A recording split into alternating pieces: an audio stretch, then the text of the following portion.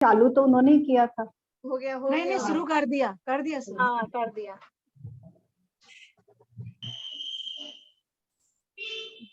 तो पहला श्लोक तो सबको अच्छे से समझ में आ गया, जो मंगलाचरण है। एक बार इसकी हिंदी फिर से देख लेते हैं। मैंने इसके शब्द जितना मेरे से बन पड़ा, थोड़ी राइटिंग मेरी अच्छी नहीं है और लिखने की आदत भी छूट गई है, लेकिन कोशिश की है मैंने भेज दूं, जो लोग तैयारी कर रहे, जो अच्छे से समझने की कोशिश कर रहे हैं उनको समझ में आ जाए। और आज जो हम 2 श्लोक पढ़ने वाले हैं वो भी मैंने भेज दिए हैं। आपने भेज तो दिए हैं। अभी हाँ, तो अभी तुम लोग पढ़ोगे, फिर बाद में उसको मिलाओगे तो तुम्हें, मुझे लगता है दोनों चीज मिला करके अच्छे से क्लियर हो जाएंगे फिर, है ना। तो यस्य यानी जिसको स्वयं अपने आप कर्मों का, संपूर्ण कर्मों का अभाव होने से स्वयं ही स्वभाव की प्राप्ति हो गई है, तस्मयी संज्ञान रूपाए उन सम्यक ज्ञान स्वरूप परमात्मा के लिए नमस्कार हो, है ना। इस प्रकार से जैसे हमने 6 डाला में भी ऐसे ही पढ़ा था, त्रिविध कर्म बिल कर्म मल बिन, त्रिविध कर्म मल बिन ज्ञान शरीर सिद्ध महंता, ऐसा हमने सिद्ध भगवान का वहां स्वरूप पढ़ा था। ऐसा ही उन्होंने यहाँ कहा है ना, संपूर्ण कर्मों से यानी तीनों प्रकार के कर्मों से रहे, और संज्ञान रूपा है, यहाँ हम सब में ज्ञान रूप पढ़ रहे हैं या केवल ज्ञान रूप पढ़ रहे हैं, तो यानी ज्ञान शरीरी, ज्ञान ही जिनका शरीर है, क्योंकि अब तीनों कर्मों का अभाव हो गया तो 9 कर्म भी नहीं है, शरीर भी नहीं है, तो ज्ञान शरीरी है, जो ऐसे सिद्ध भगवान के लिए, परमात्मा के लिए यहाँ उन्होंने नमस्कार किया है। और देखो आचार्य, क्योंकि आजकल हम शाम को उपादान और निमित्त पढ़ रहे हैं, तो आचार्य देखो वहां हर जगह इस चीज को बताते हुए साथ साथ चल रहे हैं। उपादान की अपेक्षा से जब बात कर रहे हैं तो कह रहे हैं स्वयं ही स्वभाव की प्राप्ति हो गई है ना, यानी स्वयं में उस अपने आत्म स्वरूप को प्राप्त करने की जिनमें योग्यता थी उन्होंने उसको प्राप्त कर लिया है। और निमित्त की अपेक्षा से जब बात कर रहे हैं तो कैसे हो गई है, तो निमित्त ने क्या काम किया है, वहां संपूर्ण कर्म अभाव रूप हो गए हैं, है ना। कर्मों के जैसे अब, क्योंकि इसके बाद हमने प्रश्न किया था कि हमें क्यों नहीं हो रही है, जब उनको स्वयं अपने आप स्वभाव की प्राप्ति हो गई है तो हमें स्वभाव की प्राप्ति क्यों नहीं हो रही है। तो उसके बदले तब आचार्य ने दूसरा श्लोक बताया था, है ना, उपादान निमित्त उसने बता भी दिया, फिर अगले श्लोक में उस उपादान और निमित्त को क्लियर किया था, अच्छे से बताया था। योग्योपादान योगे दृशदा स्वर्णता मता द्रव्यादि साधि संपत्तात्मनोप्यात्मता मता। योग्य उपादान योगे, योग्य यानी उचित, यानी जो कार्य को करने में समर्थ है, ऐसे उपादान के मिलने पर दृशदः यानी स्वर्ण पाषाण, स्वर्ण पने को प्राप्त हो जाता है। द्रव्यादि स्वादि, द्रव्य आदि, द्रव्य यानी द्रव्य क्षेत्र काल भाव, जिनके प्रारंभ में हमने सु लगा लिया है, यानी उपादान सहित, यानी सुद्रव्य, सुक्षेत्र, सुकाल और सुभाव, इन सब के समान रूप से मिलने पर आत्मा भी आत्मपने को प्राप्त हो जाती है। तो अगर जब हम स्वर्ण पाषाण में लगाएंगे तो एक स्वर्ण वो वाला पाषाण जिसमें स्वर्ण के कण मिले हुए हैं, जिसमें स्वर्ण बनने की योग्यता है उपादान की अपेक्षा से, है ना। और जब निमित्त की अपेक्षा से लगाएंगे तो उसको जब योग्य निमित्त मिल जाते हैं, वो द्रव्य मिल जाता है जो उसको सहकारी है ना, चाहे वो उद्गल द्रव्य है चाहे चेतन द्रव्य है, जैसे मजदूर इत्यादि हैं, यानी या फैक्ट्री इत्यादि हैं, या जैसे जिस जो भी साधन है वो, और क्षेत्र, वो क्षेत्र जहां से वो निकाला जा रहा है ना, और वो काल जिस समय में निकाला जा रहा है, और स्वभाव यानी उसमें उस समय उसकी तत्कालिक योग्यता, जो तात्कालिक जो उपादान योग्यता है उसको भाव के अंतर्गत लिया है। तो इसी प्रकार से आत्मा भी, ये स्वर्ण पाषाण का उदाहरण देकर के उसको आत्मा के साथ लगाते हैं कि उसी प्रकार आत्मा भी आत्मपने को प्राप्त हो जाती है, यानी स्वभाव को प्राप्त कर लेती है या परमात्मा बन जाती है। ऐसे जिसमें परमात्मा बनने की योग्यता है वो उसका उपादान, ठीक है।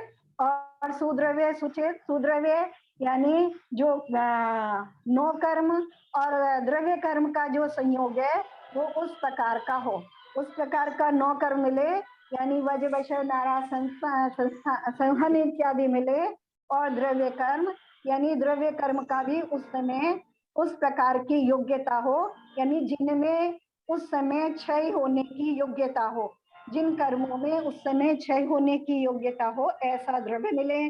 सुक्षेत्र, ऐसा क्षेत्र जहां से मोक्ष जा सकते हो, और सुकाल, जिस समय में मोक्ष जा सकते हो। तो क्षेत्र हमने समझा था कि भरत एरावत और विदेह क्षेत्र से मोक्ष जाते हैं, और उसमें भी भरत एरावत में आर्यखंड से मोक्ष जाते हैं, तो ये सुक्षेत्रों के अंतर्गत आते हैं।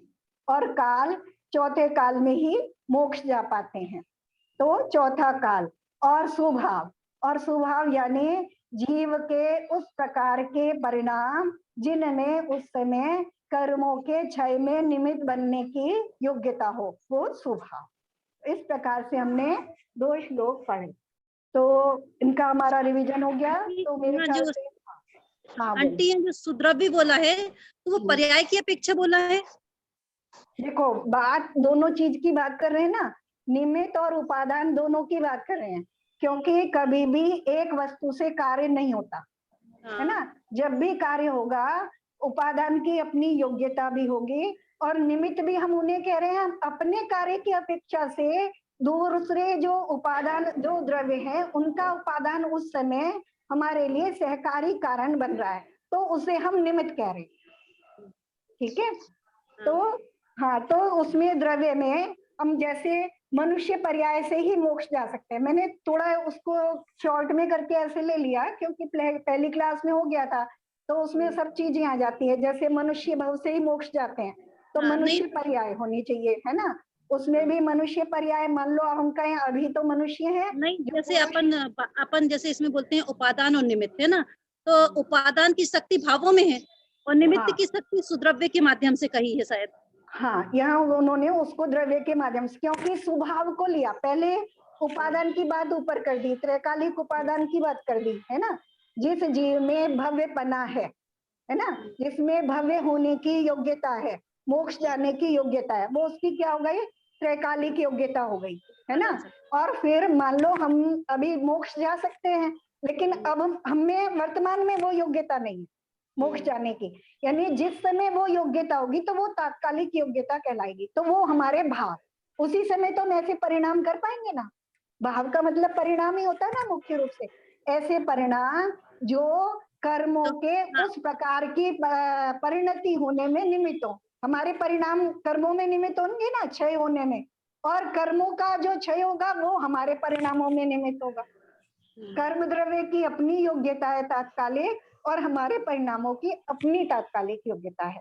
हम उसके लिए निमित्त है, वो हमारे लिए निमित्त है, लेकिन अपने अपने में दोनों उपादान नहीं। जैसे जैसे अपन द्रव्य में जीव द्रव्य भी मान सकते हैं कि हम जीव द्रव्य हैं, है ना। तो यहाँ द्रव्य बोला है और यहाँ भाव भी बोला है। भाव भी केवल जीव में ही होते हैं और किसी द्रव्य में, तो हमारे लिए ये दोनों बात बोली गई है कि सुद्रव्य भी होना चाहिए और वैसे भाव भी होना चाहिए। तो मतलब यहाँ भाव, तो यहाँ हमारी योग्यता जो भाव की है वो भाव में ले लिया, और हमारे जो सुद्रव्य में हमारे मतलब ये परिस्थितियां और ये सब, जैसे कि वज्र वृषभ नारा संगनन, तो ये सर हमारे पुद्गल के साथ जो हमारा संयोग है उसके उसमें ले लिया। देखो, क्योंकि जब श्लोक में या सूत्र के रूप में बात कही जाती है ना, तो वो बहुत डिटेल में नहीं कही जाती है ना। जो टीकाकार है उसको डिटेल में टीका करते हैं, तो संस्कृत में उन्होंने ऐसे ही टीका की है ना। जैसे कई लोगों ने तो, जैसे मैंने देखा कि उन्होंने अगर उसको व्याख्या की है तो उन्होंने उपादान का मतलब ही निमित्त निकाल करके करा है ना, पहली लाइन में कि योग्य उपादान योग्य, तो योग्य निमित्त के मिलने से। लेकिन आचार्य दोनों चीज की बात कर रहे हैं, उपादान की भी बात कर रहे हैं और निमित्त की भी बात कर रहे हैं, क्योंकि पहले श्लोक में भी उपादान की अपेक्षा से भी बात करी है और निमित्त की अपेक्षा से भी बात करी है ना, पहले श्लोक में भी। तो आचार्य जब कथन करते हैं तो वो दोनों चीज को ही, किसी चीज को बहुत ही कोई विशेष विषय हो तब मुख्य और गौण करके बात करते हैं, लेकिन ज्यादातर कथन करते हैं तो दोनों चीजों को साथ लेकर के कथन करते हैं। ठीक है, तो अब इसके बाद सबको अर्थ समझ में आ गया? और किसी को कुछ समझना है क्या? आगे चले क्या?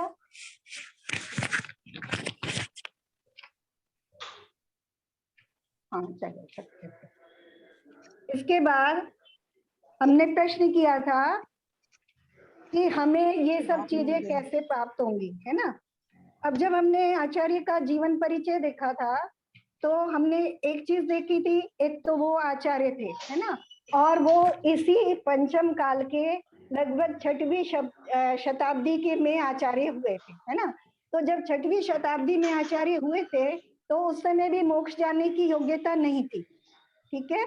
उस समय भी किसी जीव में मोक्ष जाने की योग्यता नहीं थी। दूसरी चीज है वो आचार्य थे, तो आचार्य थे तो संघ के आचार्य होते हैं जिन्हें आचार्य पद होता है, तो उनके जो संपर्क में मुनि इत्यादि भी होते हैं और हम जैसे ग्रस्त और श्रावक भी होते हैं, है ना।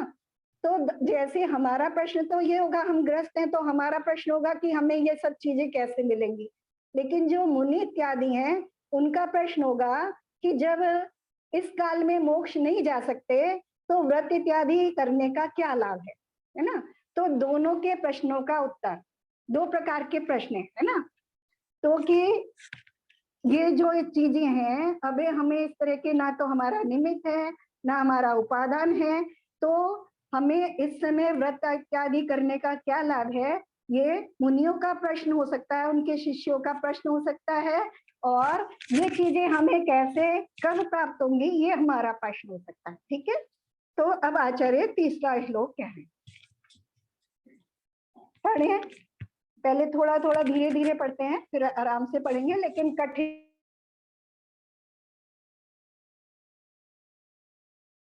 आंटी म्यूट हो गया है आपका।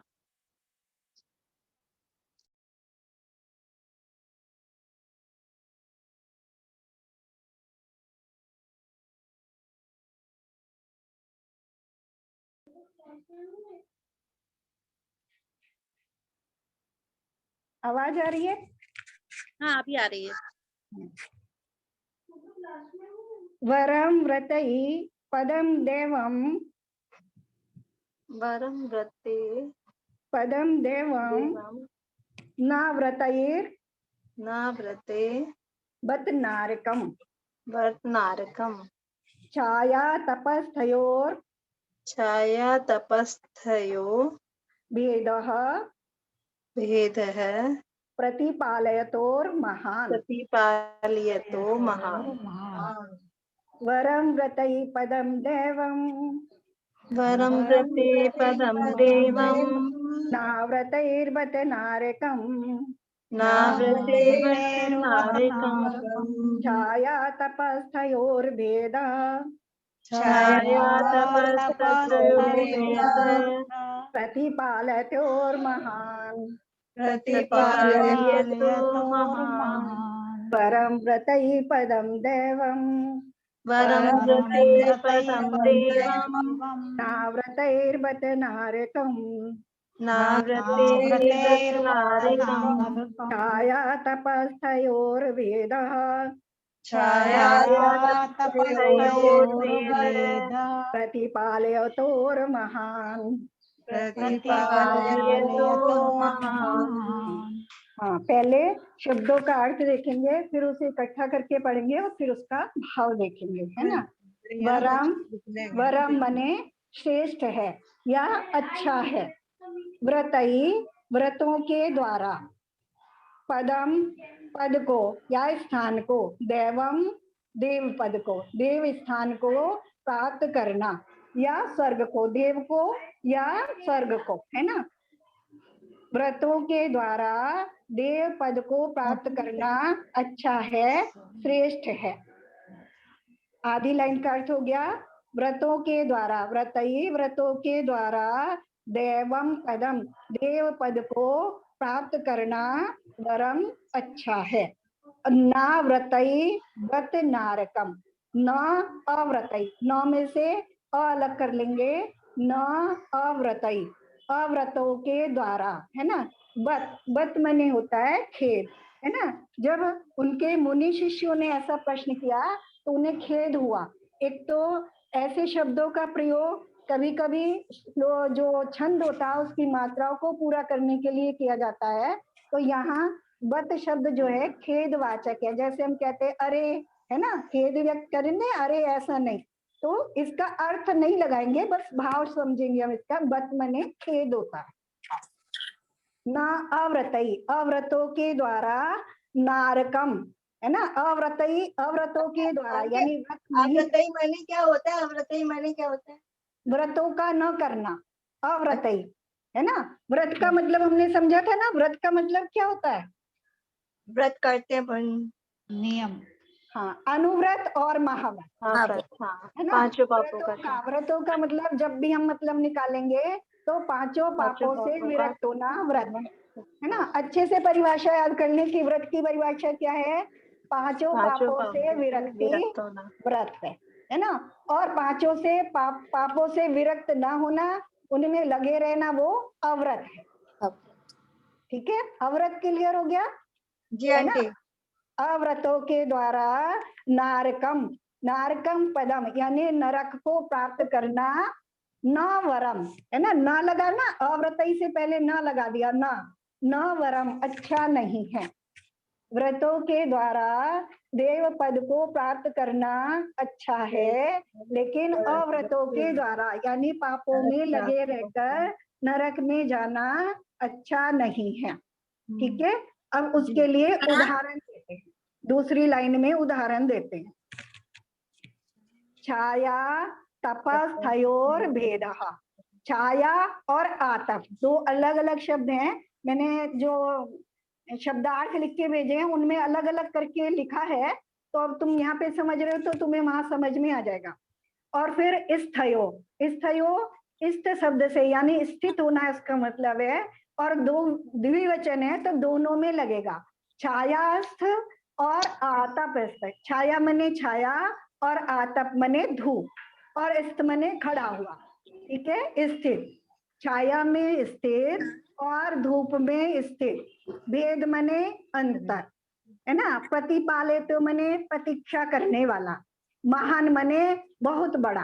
ठीक है, तो छाया में खड़े होकर और धूप में खड़े होकर प्रतीक्षा करने वाले में महान अंतर है।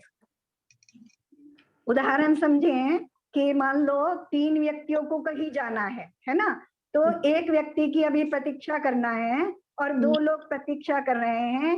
एक छाया में खड़े होकर के प्रतीक्षा कर रहा है और एक गर्मी में धूप में खड़े होकर के प्रतीक्षा कर रहा है। गर्मी के मौसम में लगाना, सर्दी में मत लगा लेना है ना, क्योंकि उदाहरण को वैसे ही लगाना।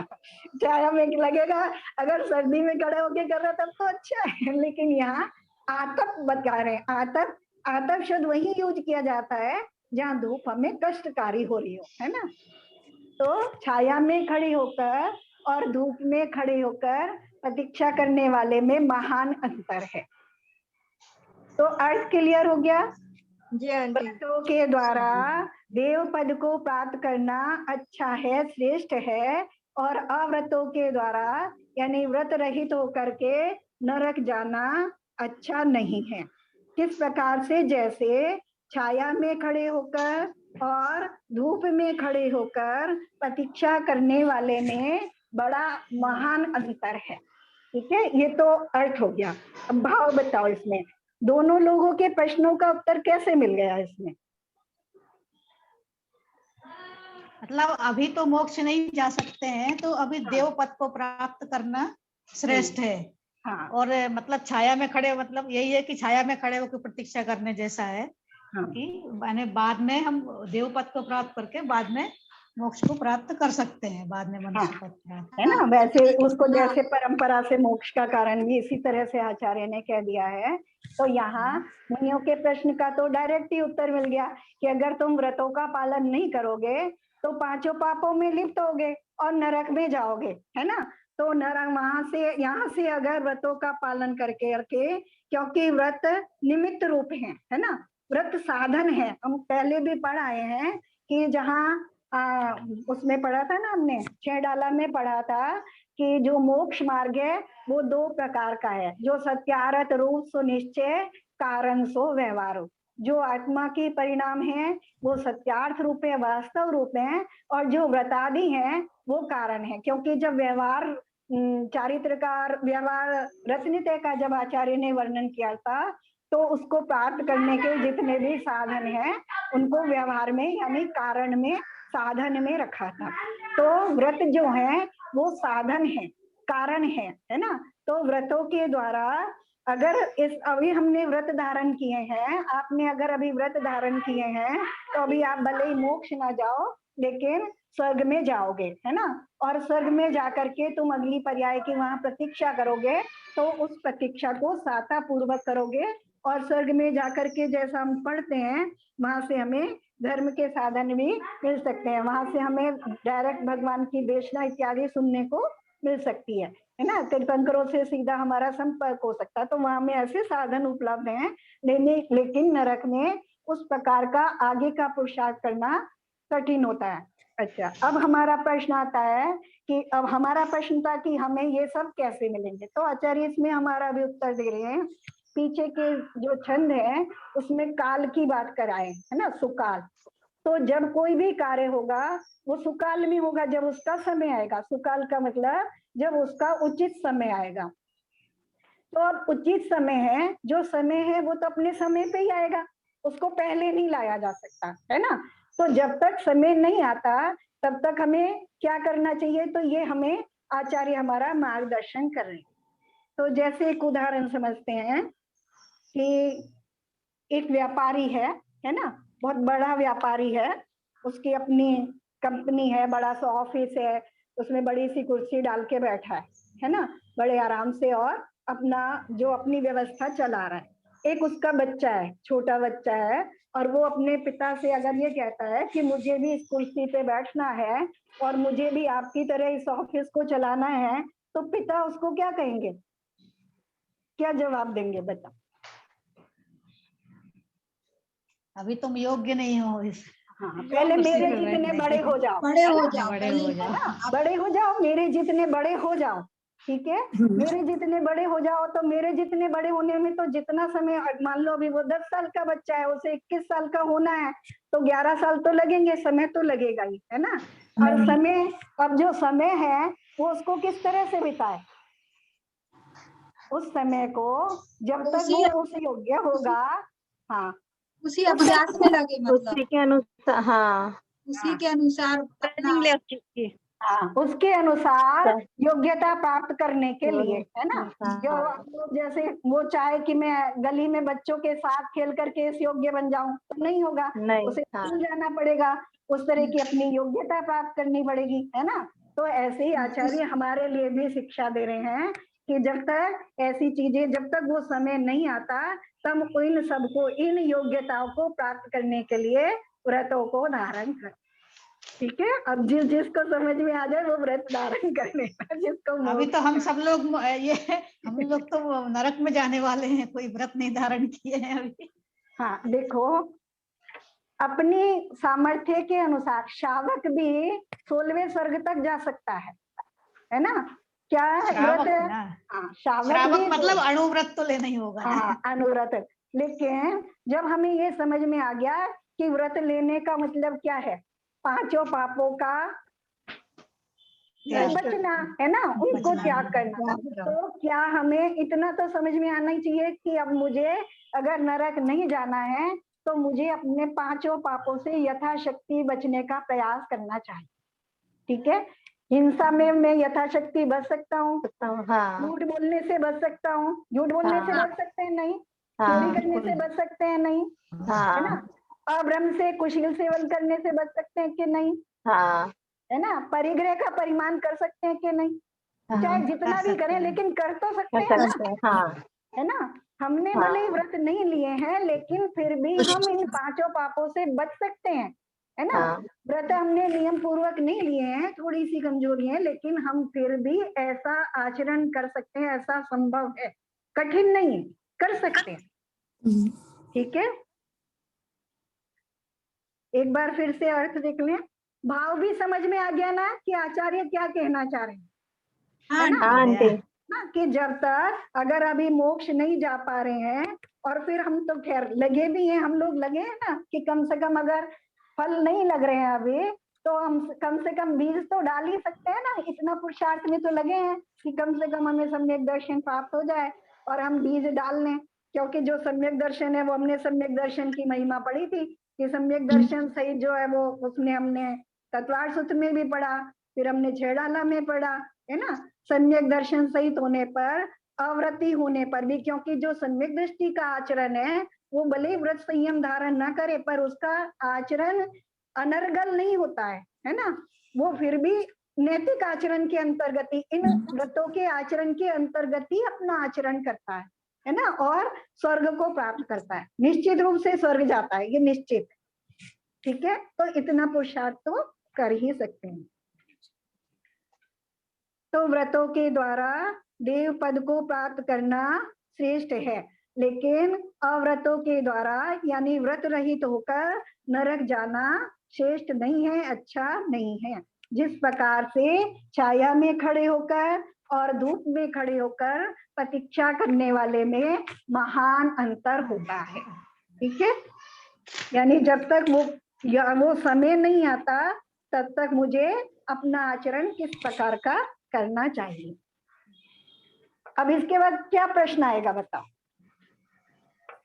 यहाँ आंटी जो व्रत का दिया है तो ऐसा है कि भाई व्रत करने से अपन मतलब ऐसे मानते हैं भाई व्रत करने से पुण्य का बंध होता है, तो मतलब ये जैसे जो पाप का है मतलब अव्रति और ये होने से पाप का बंध होता है, तो बंध तो दोनों में हुआ, एक में सुख की अनुभूति हुई और एक में दुख की हुई, मतलब दोनों को वो नहीं है, लेकिन फिर यहाँ व्रत का वो इसी उससे दिया है क्या? हाँ, उसी से, उसी के भाव से, क्योंकि देखो हमने बात करी है कि जो आचार्य हैं वो निमित्त और उपादान दोनों की बात करते चल रहे हैं। हाँ, तो अभी यहाँ बात करी आचार्य ने निमित्त की बात करी है ना। व्रत क्या है? निमित्त है, साधन है ना। साधनों को हम निमित्त में रखते हैं ना, कारण में व्यवहार में रखते हैं, है ना। लेकिन व्रतों के पीछे हमारी क्या चीज है? जो व्रत संयम हम धारण करते हैं क्या वो भाव रहित होने पे कार्यकारी होंगे? नहीं होंगे, है ना। व्रत जो, क्योंकि ये हम अच्छे से समझ के आए हैं ना। तो अभी अगर उनके शिष्य ये प्रश्न करते हैं कि जब व्रतों के द्वारा ही स्वर्ग इत्यादि की प्राप्ति हो जाती है तो मुझे फिर आत्मा के जो भाव हैं उनको करने की फिर उसमें उपादान की क्या योग्यता होगी, है ना। उस भाव की यहाँ अगले श्लोक में बात करना चाहिए, उपादान की बात कर रहे हैं। ठीक है आंटी, हाँ, जैसे बोलते हैं कि मंदिर जाने की भाव करते हैं अपन को, जाने कितने व्रत का मतलब पुण्य लगता है, मंदिर गए तो कितने व्रत का पुण्य लगता है, तो ये व्रत और जो अपन जो व्रत पढ़ रहे हैं वो अंतर एक जैसे है कि अंतर है दोनों में? देखो व्रत का मुख्य मतलब तो क्या है? मुख्य मतलब जो है, जो वास्तविक अर्थ है वो तो पापों से विरक्ति रूपी है ना। तो हम मंदिर जाने के भाव भी कर रहे हैं तो क्यों कर रहे हैं? या हम और भी कोई व्रत कर रहे हैं तो हम किस लिए कर रहे हैं, है ना। अगर हाँ, उन कोई भी व्रत कर रहे हैं, चाहे मंदिर जाने का भाव कर रहे हैं, चाहे अष्टमी चतुर्दशी का व्रत कर रहे हैं, या और कोई कर रहे हैं, भक्तामर के व्रत कर रहे हैं, कर्म दहन के व्रत कर रहे हैं, कोई भी व्रत कर रहे हैं, उन सब व्रतों के पीछे जो हमारा भाव है, हमारा भाव क्या होना चाहिए? 5 पापों से बचने का, है ना। वो जितने भी हम भाव करते हैं, क्योंकि जब हमने व्रत किया या हमने उपवास किया, है ना, उपवास किया तो हमने जहाँ भोजन इत्यादि का त्याग किया तो वहां हमने आरंभ का त्याग किया कि नहीं किया, है ना। आरंभ का त्याग किया तो हिंसा का त्याग हुआ कि नहीं हुआ, है ना। और जब हमने व्रत किया तो ये हमने त्याग किया और हमने कार्य किया क्या कि हम अपने आप को ज्यादा से ज्यादा स्वाध्याय में, पूजा में, ध्यान में, इन चीजों में लगाएं। तो उससे हमारे क्या परिणाम होंगे? हमारे परिणाम ना तो हिंसा के होंगे, ना झूठ बोलने के होंगे, ना चोरी करने के होंगे, है ना, ना कुशील सेवन के होंगे ना। और जब हमारा उपवास होगा तो हम ये भी नहीं सोचेंगे कि हम परिग्रह के भी भाव नहीं होंगे कि चलो बाजार चलें, चलो घूम आए, चलो ये खरीद लाए, अरे आज हमारा व्रत है, आज नहीं जा रहे हैं, कल देखेंगे, है ना। तो इन पापों से हम ऑटोमेटिकली बच जाते हैं। अब उसको अगर हमें समझ में आ जाएगा कि जो हमारा व्रत करना है उसका व्रत करने का मतलब हमारा 5 पापों से बचना है, तो हम और पुरुषार्थ पूर्वक और ज्यादा बचने का कोशिश करेंगे। लेकिन जैसे आंटी ये जो अपन जैसे व्रत करते हैं तो बोले आरंभ का त्याग हो जाता, आरंभ का तो नहीं हो पाता घर में, अपन बाकी लोगों के लिए तो बनाते ही खिलाते हैं, चाहे उपवास करें चाहे व्रत करें, तो फिर वो आरंभ तो नहीं हो जाता, सिर्फ अपने हिस्से का नहीं बनता, बाकी तो सबका बनाते ही हैं। हाँ देखो, इसका मैं ऐसे उत्तर देती हूँ। बहुत साल पहले जब आचार्य ये हमारे यहाँ निर्वाण सागर महाराज का चातुर्मास हो रहा था सहारनपुर में, करीब 91 की बात है, तब सबने ये उनसे लोगों से यही प्रश्न किया था, है ना। लोग सबने तो उन्होंने कहा देखो भाई शास्त्र में तो यही लिखा है, अब तुम्हारा जो मन करे वो करो।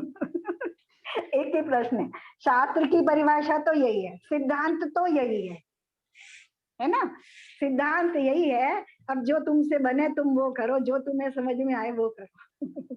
अच्छा, जैसे अब मान लो अभी खाना भी खा चुके, अब 2-3 घंटा कुछ करना नहीं है, हम स्वाध्याय को बैठ रहे, तो इस समय क्या हम संकल्प ले सकते हैं कि हम अपने पाप को हाँ बिल्कुल, अगर हम संकल्प लेते हैं तो वो ज्यादा फलदायी होता है।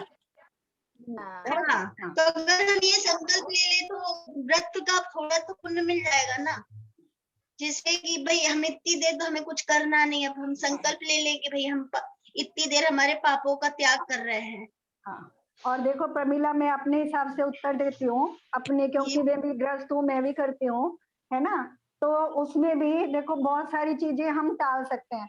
मान लो जो चीज का काम, जिस चीज के बिना उस दिन हमारा काम चल सकता है, तो कि आज हम कपड़े नहीं धुलेंगे, बाजार जाने से संबंधित कोई कार्य नहीं करेंगे, बहुत सारी चीजें टाल सकते हैं। ये तो करते हैं आंटी। ये तो टाल देते हैं आंटी, हाँ, ये तो कपड़े नहीं करना, सफाई नहीं डस्टिंग नहीं करेंगे, करना, मतलब एक्स्ट्रा नहीं करते, जो खाने डेली में के वही कर लिमिटेड देते चीज हैं। बनानी पीना है बहुत जरूरी है, जितना जरूरी हो उतना बनाएंगे, एक्स्ट्रा नहीं हाँ। करेंगे, है ना। तो उतना तो क्योंकि हमें समझ में आ गया, इसलिए हम उतने से तो हम जितना हमसे हो सकेगा उतना तो हम हाँ, उस दिन बचेंगे। एक्स्ट्रा काम नहीं करते, जो जरूरी है वो करते हैं, लेकिन हाँ बस वही कर सकते हैं हम, है ना, क्योंकि हमें मन में तो हमारे प्रवृत्ति रूप नहीं रहता है ना आंटी, मन से हम प्रवृत्ति रूप, मन से तो हम यही चाहते हैं कि निवृत्ति रूप रहें, पर जो हमारे कर्तव्य है उसे कर्तव्य भाव से करते हैं कि भाई ये तो हमारा काम है, बाकी हम अपने लिए तो निवृत्ति रूप ही रहना चाहते हैं। क्योंकि वह हमारे भाव ऐसे भी होने चाहिए कि हमारे निमित्त से दूसरे जीवों के संक्लेश परिणाम भी ना हो जो हमारे आश्रित हैं, है ना।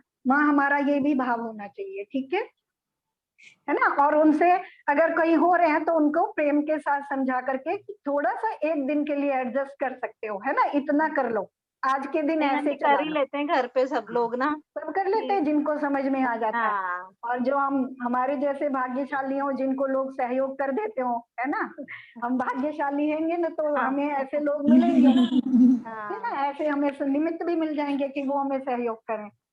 बते पदम देवम। चलो अगला चले, अब यहाँ आत्मा के भाव की बात करने, ठीक है। यत्र भावः यत्र भावः पढ़ लेंगे ना, एक और हो जाएगा। हाँ एक बार पढ़ लेते हैं, अगली बार फिर रिवीजन कर लेंगे, ठीक है। यत्र भावः शिवम दत्ते भ्यो कियद् दूरवर्तनी भ्यो कियद्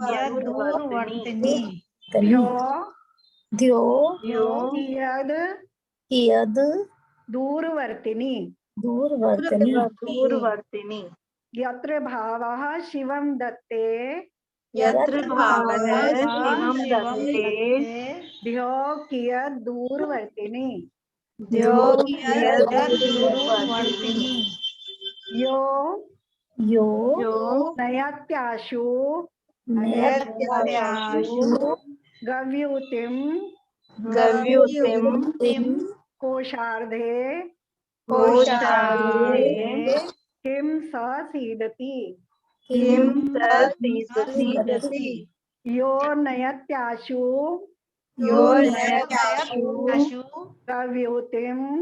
गव्यूतिम कोशार्धे किम स सीदति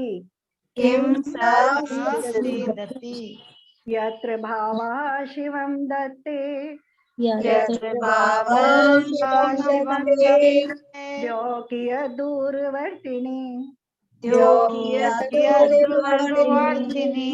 यो नयत्याशु गव्योतिम् यो नयत्याशु युतिम् कोशार्धे किं ससीदति कोशार्धे किं ससीदति यत्र भावा शिवं दत्ते यत्र भावा शिवं दत्ते द्योकिय दूरवर्तिनी द्योर्वर्तिनी यो नयत्याशु गव्योतिम् यो नयत्याशु गव्युतिम् कोशार्धे किं ससीदति कोशार्धे किं ससीदति। अब आचार्य उपादान की बात कर रहे हैं, है ना। ये बात तो पहले क्या है कि जिसमें योग्यता है, यानी जिसमें परमात्मा बनने की योग्यता है, जो जीव भव्य है ना। तो पहले शब्द पर देखते हैं, फिर उसका भाव देखेंगे। यत्र मने, वैसे तो यत्र मने जहाँ होता है, लेकिन जहाँ संस्कृत में उसकी जरूरत होती है तो वहां हम जो शब्द भी यूज करते हैं। तो यहाँ हम लगाएंगे यत्र मने जो, यत्र मने जो, भावा मने भाव, यानी आत्मा का परिणाम, परिणाम की बात कर रहे हैं यहाँ। यत्र मने जो, भावा मने आत्मा का परिणाम, शिवम मने मोक्ष को, दत्ते मने देता है। आत्मा का जो परिणाम मोक्ष को देने वाला है, दे सकता है, देने वाला है। ध्यो, ध्यो मने स्वर्ग, कियद मने कितना, दूरवर्तनी दूर है, उसके लिए स्वर्ग कितना दूर है। आत्मा का जो परिणाम, यत्र भावा, जो आत्मा का परिणाम, शिवम दत्ते, मोक्ष को देने वाला है। द्यो, स्वर्ग, कियद, उसके लिए, कितना, कियद मने कितना, दूरवर्तनी मने दूरवर्ती है, कितना दूर है। अर्थात जब हम प्रश्नवाचक लगा देते हैं तो अर्थात कुछ भी दूर नहीं है ना। इसका अर्थ होगा फिर अर्थात कुछ भी दूर नहीं है। यत्र भावः शिवम दत्ते, जो भाव, भाव अर्थात आत्मा का परिणाम, शिवम दत्ते, मोक्ष को देने वाला है। द्यो, कियद, दूरवर्तनी, स्वर्ग उसके लिए कितना दूर है। दूसरी लाइन में उदाहरण दे रहे हैं, इस बात को समझाने के लिए उदाहरण दे रहे हैं। यो, यो मने यह शब्द है, संधि होकर के यो हो जा रहा है, तो यह मने जो। नयति आशु, दो शब्दों से मिलकर बनाया नत्यासु, नयति और आशु। नयति मने ले जाता है, आशु मने शीघ्रता से, गव्युतिम मने दो कोस। गव्युतिम शब्द का अर्थ ही दो कोस होता है ना। यह यो यानी जो मनुष्य या जो पुरुष, नयति ले जाता है, आशुम मने शीघ्रता से, आसानी से, गव्योतिम दो कोश, है ना। कोशार्धे, क्रोश, क्रोश मने कोश, अर्धे मने दो शब्दों से बनाई गई, क्रोश और अर्धे। क्रोश मने कोश, अर्धे मने आधा, आधा कोश, किम मने क्या, और स मने वह, सीदति दुखी होगा। जो व्यक्ति, तो भाव क्या, इसको थोड़ा सा शब्द थोड़ा कम लिए हैं आचार्य ने, लेकिन हमें उसका भाव समझ में आना चाहिए। जो दो कोश शीघ्रता से ले जाता है, वह आधा कोश ले जाने में क्या खेद खिन्न होगा, है ना। कोई व्यक्ति, उसको समझ ले घटना को, कि कोई व्यक्ति बहुत सारे वजन को उठा करके दो कोश जल्दी से पहुंच सकता है, जल्दी से जा सकता है, तो क्या आधा कोश चलने में उसे कोई परेशानी होगी, कोई खेद होगा, खेद खिन्न होगा क्या? ऐसे समझ लिया। जैसे मान लो कोई गाड़ी लेकर के, हम अपनी गाड़ी लेकर के यहाँ से दिल्ली जाते हैं, उस गाड़ी में भी दिल्ली तक पहुंचने की योग्यता है, और जो ड्राइव करके ले जा रहा है उसमें भी इतनी सामर्थ्य है कि वो उसे दिल्ली तक ले जा सके, है ना। उसमें इतनी योग्यता है दोनों चीजों में। तो क्या जो वहां तक ले जाने की जिसमें योग्यता है, तो उसे यहाँ कहीं आधे रास्ते तक ही जाना हो, सूरत तक ही जाना हो, तो क्या उसे कोई परेशानी होगी क्या? वो खेद खिन्न होगा क्या? नहीं होगा, है ना, इसका मतलब है नहीं होगा। तो इसी बात को इस उदाहरण से आचार्य ये बता रहे हैं कि आत्मा का जो परिणाम हमें मोक्ष ले जा सकता है, तो उसके लिए स्वर्ग जाना क्या कठिन है ना। अब इसको हम कैसे लगाएं कि आत्मा का परिणाम जो मोक्ष ले जा रहा है और जो स्वर्ग ले जा रहा है, तो आत्मा का परिणाम तो मोक्ष ले जाने वाला होता है ना। लेकिन अभी हम छेडाला में पढ़ के आए हैं कि आत्मा का वो परिणाम कैसे आता है ना। पहले जब हमने पढ़ा था, जब स्वरूपाचरण चारित्र की बात पढ़ी थी, तो उससे हमने पहले सकल संयम भाव पढ़ा था, है ना, जिसमें स्वरूपाचरण तक पहुंचने की योग्यता हो, क्या वो सकल संयम को धारण कर पाएगा कि नहीं कर पाएगा, है ना। हमने स्वरूप छठी ढाल पढ़ी थी ना, हमने वहां सकल संयम पढ़ा, जिसमें 5 महाव्रतों को धारण करते हैं, 5 समिति को धारण करते हैं, है ना। तो वहां जीव के भाव उस प्रकार के, यानी जीव के उस प्रकार के भाव जो पूरी तरह से इन 5 पापों से विरक्त होना चाहता है और केवल अपनी आत्मा में स्थिर होकर के अपने आत्म स्वरूप को प्राप्त करना चाहता है। तो आचार्य उपादान की योग्यता देख रहे हैं कि जिस उपादान में, जिस जीव में मोक्ष जाने की योग्यता है, तो उसके लिए स्वर्ग जाना कौन सा कठिन है? कुछ भी कठिन नहीं है। जैसे अभी हमने थोड़ा सा और इसको उदाहरण से ऐसे समझे हैं, हमने पहले उसमें श्लोक में एक उदाहरण लिया था, एक कंपनी के मालिक का उदाहरण लिया था, है ना। तो अब जो कंपनी का मालिक है, उसे ये पता है कि उसके बच्चे में ऐसी योग्यता है, उसका मालिक बनने की योग्यता है। तो जिसमें योग्यता है, तो क्या उस बच्चे को मतलब क्या करना है, अब मालिक बनेगा तो वो 8 बजे से लेके 8 बजे तक, 12 बजे तक कुर्सी पर बैठ करके अनुशासन के साथ और पूरी योग्यता के साथ उस कंपनी को चलाएगा। उसमें इतनी योग्यता होगी तो वो चला पाएगा ना। तो उस बच्चे को अगर 6 घंटे के लिए स्कूल में जाना है, अनुशासन में रहना है, तो क्या वो बच्चा खेदहीन होगा?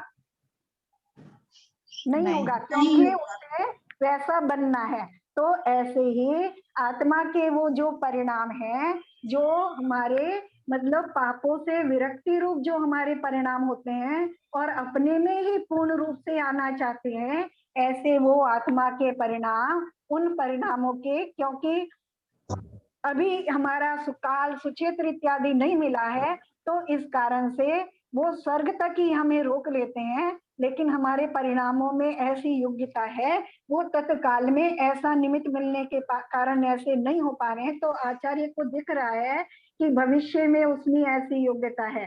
जैसे वो सेठ को दिख रहा है कि मेरे बच्चे में ऐसी योग्यता है, तो वो ऐसे, लेकिन अभी उसे क्या करना है, अभी उसे स्कूल ही जाना है, वहां पढ़ना ही है, यही करना है ना। तो लेकिन उसमें ऐसी योग्यता है, इसी चीज को वो दिखा पा रहे हैं कि केवल स्कूल में जाकर के वो बैठ जाए, है ना, सिर्फ क्लास में बैठा है और वो उसके भाव वैसे नहीं हो रहे हैं, वो ज्ञान को ग्रहण नहीं कर रहा है, वो अनुशासन में नहीं रह रहा है ना। तो और उसके भाव भी ऐसे नहीं हो रहे हैं, तो वो कुछ भी नहीं कर पाएगा। तो इसी प्रकार तो दोनों चीज को आचार्य बता रहे हैं कि व्रत भी महत्वपूर्ण है और भाव भी। भाव पूर्वक जो व्रतों का धारण हो रहा है, वो ही पूरी तरह से क्रिया को संपन्न करने में साधन होता है। बस यही, यहाँ तक ही ये जितना मुझे समझ में आया वो मैंने बता दिया। कुछ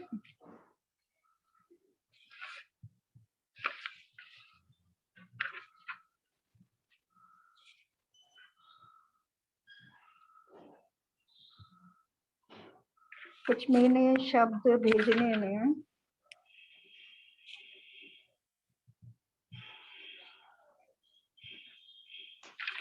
हाँ ठीक है, ऐसे भेजे ना, मैं देख रही थी, मैंने शब्द इन दोनों के ही भेजे थे और किसी के भेज दिए, है ना। जो शब्द का अगर कोई शब्द समझ में नहीं आए तो उसको आगे देख लेना एक बार फिर से।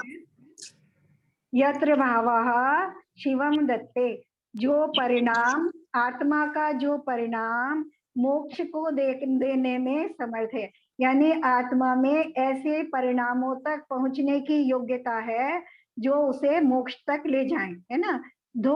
किया दूरवर्तनी। अगर वो किसी कारण से अभी मोक्ष तक नहीं जा पा रहे हैं तो वो स्वर्ग तक उनको स्वर्ग तक जाने में कोई कष्ट नहीं होना चाहिए, कोई बाधा नहीं होनी चाहिए, तो वो स्वर्ग तक तो जा ही सकते हैं वहां तक तो, क्योंकि इसी प्रकार के भावों के साथ जो पुण्य मिलता है वो ही हमें सुद्रव्य, सुक्षेत्र, सुकाल, यानी जो कुछ भी मुझे संयोग मिल रहे हैं वो मेरे भावों का, क्योंकि हम जैसे पढ़ते हैं कि कर्मों का जो बंध हो रहा है वो मेरे भावों का निमित्त पाकर ही हो रहा है ना। केवल व्रतों को धारण करके अगर कोई स्वर्ग जा रहा है तो वहां वो उस उत्कृष्ट पने को धारण नहीं कर पाता है ना। अगर भाव सहित जो व्रत किए गए, तो हमने पहले भी हम पढ़ के आए हैं कि जो चारित्र, सम्यक दर्शन, और सम्यक दर्शन के साथ जो ज्ञान और चारित्र होता है वो ही सम्यक नाम प्राप्त करता है। अगर सम्यक दर्शन के, और सम्यक दर्शन क्या है? आत्मा का भाव है, आत्मा का आत्मपने का जो भाव है वो सम्यक दर्शन है, और उसके साथ जो ज्ञान और चारित्र है वो सम्यक नाम प्राप्त करता है। इसी प्रकार से जो व्रत इत्यादि हैं जिनके माध्यम से स्वर्ग जा रहे हैं, जैसे पहले आचार्य पहले उसमें कह आए हैं, तो लेकिन उनके पीछे अगर आत्म परिणाम, उसके परिणाम ऐसे जुड़े हुए हैं जो मोक्ष जाने की भावना रखते हैं, उन्हीं के साथ स्वर्ग जाना भी श्रेयस्कर है। अगर उन भावों सहित नहीं है तो उसका कोई फायदा नहीं है। वो आगे आचार्य इसी बात को बताने वाले हैं आगे के श्लोकों में, ठीक है। तो आत्मा का जो परिणाम मोक्ष देने वाला है उसके लिए स्वर्ग कितना दूरवर्ती है, अर्थात कुछ भी दूर नहीं है। यो नयति आशु गव्योत्यम, जो शीघ्र ही 2 कोश, जो व्यक्ति भार को शीघ्र ही 2 कोश तक ले जाता है, क्या आधा कोश कोशार्धे, आधा कोश जाने में किम स सीदति, क्या वह दुखी होगा या खेद खिन्न होगा। सीदति मतलब खेद खिन्न होगा अथवा दुखी होता है, अर्थात नहीं होता है ना। यहाँ तक हमारे आज हम ये 2 श्लोक ही पढ़ेंगे। अगर किसी को कोई चीज इसमें से पूछनी हो तो उसको फिर से रिवीजन कर लें, कोई शब्द नहीं समझ में आया हो या कोई भाव नहीं समझ में आया हो। अच्छा लग रहा है ना, सबको लग रहा है कि स्वर्ग ही जाना चाहिए? नहीं नहीं मतलब स्वर्ग मोक्ष की कामना करेंगे तो स्वर्ग मिल ही जाएगा ना। हाँ हाँ, भावना हमें किसकी करनी है? हमारा लक्ष्य क्या है? मोक्ष, है ना। लेकिन बच्चे को, क्योंकि उसे मालिक बनना है ना, फैक्ट्री का मालिक बनना है, ऐसे हमें मोक्ष का पद प्राप्त करना है तो हमें क्या करना पड़ेगा? ज्ञान और चारित्र दोनों धारण करने पड़ेंगे, है ना। अपने इस रुचि के साथ, रुचि क्या है कि मुझे मोक्ष जाना है, मोक्ष भी नहीं जाना है, क्या करना है? मुझे अपने स्वभाव को प्राप्त करना है ना। स्वयं अपने स्वभाव को प्राप्त करना है, तो उसके लिए मुझे ज्ञान और चारित्र, चारित्र क्या है? अनुशासन है ना। अनुशासन है पापों से बचा करके अपनी चर्या करना, पापों से बच करके अपने जीवन की चर्या करना, वो अनुशासन है, और उसी का नाम सम्यक चारित्र है। बाह्य जो चारित्र की हम बात करते हैं उसका नाम बाह्य चारित्र है ना। और अंतर में निरंतर ऐसे परिणाम करना कि न तो मुझसे किसी जीव का वो हो जाए, किसी जीव की हिंसा ना हो जाए, किसी के किसी भी प्रकार के प्राणों को खेद ना पहुंचे, और मेरे अपने जो भाव है वो भी क्षोभ रूप ना हो, क्योंकि अपने भाव जो क्षोभ रूप होते हैं, राग द्वेष रूप होते हैं, वो अपनी हिंसा है। हिंसा के बारे में अगर बहुत डिटेल से पढ़ना हो तो आचार्य अमृत चंद को पुरुषार्थ सिद्धि उपाय में पढ़ना चाहिए। हिंसा का जैन धर्म के अनुसार हिंसा का क्या स्वरूप है वो उन्होंने वहां बहुत अच्छे से डिटेल से बताया है उसको, है ना, कि हिंसा क्या है। तो अब हम इसका अर्थ भी देखेंगे, दोनों श्लोकों को समझने की कोशिश करेंगे। आचार्य के जो और भी हमसे उत्कृष्ट भाव होंगे, हम तो अपने स्थिति तक ही जा सकते हैं, है ना। शब्द तो भावों को पूर्णतः प्रकट करने में समर्थ नहीं होते, तो हम आचार्य के भावों तक तो क्या पता और कितने उत्कृष्ट भावों से उन्होंने ये शब्द लिखे होंगे, लेकिन हम अपनी समझ के अनुसार जो हमें समझ में आ रहा है उतना हमने कोशिश की है समझने की। तो इनको दोनों श्लोक को हम रिवीजन कर लेंगे, अगली बार इनका फिर दोनों का श्लोक का रिवीजन करते हुए हम आगे के 2 श्लोक पढ़ेंगे, है ना। बच्चा जैसे जाना नहीं चाहता आगे, तो उनको स्कूल में तुम्हें अच्छे से दोस्त मिलेंगे, तुम्हें नया बैग मिलेगा, है ना, खिलौने भी मिलेंगे। क्यों क्षमा, बच्चे को खिलौने मिलेंगे, घर में तो अब कुछ नहीं मिल रहा ऑनलाइन है ना। मैडम अच्छे से चॉकलेट देंगी, बहुत सारे लालच देते हैं। तो अगले श्लोक में आचार्य भी हमें ऐसा ही लालच देने वाले हैं, है ना, कि स्वर्ग में क्या मिलता है, ताकि अगर हमें कोई प्रमाद भी आ रहा है व्रतों को धारण करने में, तो वो चॉकलेट हमें काम कर जाए और हम स्कूल जाने के लिए तैयार हो जाए। ठीक है, तो अगले श्लोक में हम स्कूल चलने वाले हैं। लालच मिलने के बाद भी हम लोग पुरुषार्थ कर पाए। चॉकलेट के साथ। आंटी ये फोर्थ वाला जो है ना, उसकी लास्ट लाइन एक बार वापस बताना। उदाहरण हाँ, उन्नति जो उदाहरण आशु है ना, यो नयति आशु, 2 शब्द अलग अलग हैं। यो यह शब्द होता है जिसको संधि बाद में न आने पर मात्रा बन गई है। मैंने ना व्हाट्सएप में शब्द भेजे हैं, संधि तोड़ करके अलग अलग शब्द करके उनके वो भेजे हैं। थोड़ा ठीक से नहीं लिख पाई हूँ, अगली बार कोशिश करूंगी और अच्छे से लिखूं लेकिन फिर भी समझ लेना थोड़ी कोशिश करके, ठीक है। नहीं आंटी समझ में आ रहा, मैंने पढ़ा था, देखा था, अर्थ शब्द क्लियर लिखे हैं, अच्छे से लिखे आपने। हाँ अच्छे से लिखा हुआ आंटी। देखा था। यह मने जो, नयति मने ले जाता है, आशु मने शीघ्रता से, यानी आराम से, शीघ्रता से, बिल्कुल जल्दी जल्दी। गव्योतिम 2 कोश, जो 2 कोश आराम से शीघ्रता से ले जाता है। कोशार्धे किम सा सीदती, कोशार्धे आधा कोस, कोस तो समझ में आता है ना, मील किलोमीटर जैसे हमें समझ में आता है। 2 मील का 1 कोस होता है। अपने यहाँ जो आचार्यों ने कोस शब्द का ही उपयोग किया है, क्योंकि उस समय कोस शब्द चलता होगा, फिर मील चलता था, अब किलोमीटर से हम समझते हैं। तो 1.6 किलोमीटर का 1 मील होता है और 2 मील का 1 कोस होता है। तो जो 2 कोस तक शीघ्रता से ले जाता है, आराम से ले जाता है, वह आधा कोस ले जाने में किम सा मने वह, किम मने क्या, सीदती यानी दुखी होता है, अर्थात नहीं होता, है ना। मान लो मुझ में, मैं वॉक करते हूँ, मान लो मैं वॉक करता हूँ और मैं रोजाना 2 किलोमीटर वॉक करके आ जाता हूँ 10 मिनट में, ठीक है। तो अगर मुझे कि आधा किलोमीटर के लिए कहीं मंदिर जाना हो, तो क्या मुझे खेद खिन होऊंगा? मैं नहीं होऊंगा ना। 2 किलोमीटर में रोज वॉक करता हूँ और मुझे आधा किलोमीटर किसी काम के लिए जाना हो, तो मैं खेद खिन नहीं होऊंगा, अरे मैं आराम से चला जाऊंगा। कोई कहे कि तुम्हें गाड़ी चाहिए, स्कूटर, नहीं, मैं वॉक करता हूँ, मैं आधा किलोमीटर आराम से चला जाऊंगा, मुझे कोई परेशानी नहीं है। तो इसी प्रकार कह रहे हैं आचार्य कि जो भव्य जीव है, जिसको मोक्ष जाना है, उसके परिणाम कैसे हैं?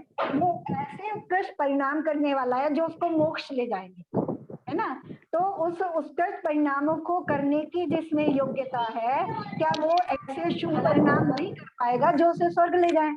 यानी आराम से कर लेगा, उसे कोई खेद किन नहीं होगा वो ऐसे परिणामों को करने, है ना। तो बस आचार्य ये बताना चाहिए इस उदाहरण के माध्यम से। समझ में आ रहा है ना, भाव भी समझ में आ रहा होगा, ठीक है, क्लियर हो गया।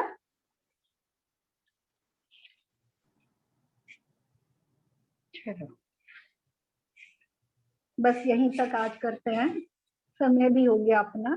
2 श्लोक हो पाते हैं, अच्छे से हो जाते हैं 2 श्लोक, ऐसा तो नहीं लग रहा जल्दी जल्दी हो रहे हैं। नहीं नहीं आंटी अच्छे से हो रहा, धीरे धीरे अच्छे से समझ में भी आ रहा है, क्लियर भी हो रहा है।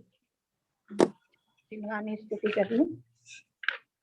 जावानी के ज्ञान से सूझे लोकालोक, सोवानी मस्तक नमो सदा दे दूंगो। हे जिनवानी भारती तोय जपू दिन रेन, तेरी शरणा गए तो पावे सुख चैन। देव जो अरिहंत को गुरु सेवा निरंत, या धर्म पालूं सदा यही मोक्ष का पन। जिनवानी माता की जय।